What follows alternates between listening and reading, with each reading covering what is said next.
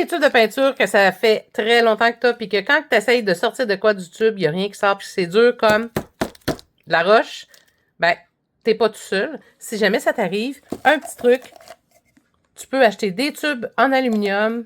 Regarde, tu vas pouvoir les remplir par le fond.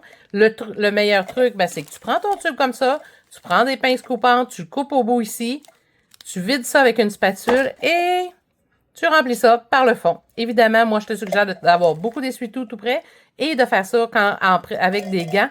Comme ça, tu vas pouvoir les remplir et tu vas pouvoir les utiliser très longtemps.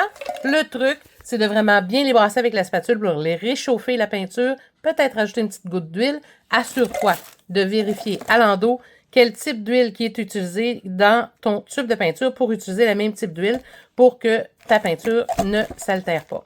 Et tu vas pouvoir les récupérer très longtemps. Pour ma part, il y a quelques années, j'avais eu des tubes. Ah, le voilà.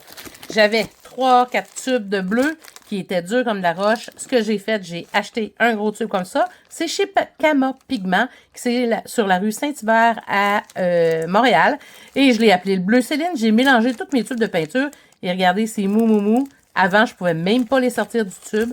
Maintenant, j'ai mon tube de peinture. En fait, cette fois-là, j'en avais fait des tonnes. J'en ai pour plusieurs années. J'ai récupéré plein de tubes de peinture. Et ma peinture, ben, elle est bonne pour très longtemps.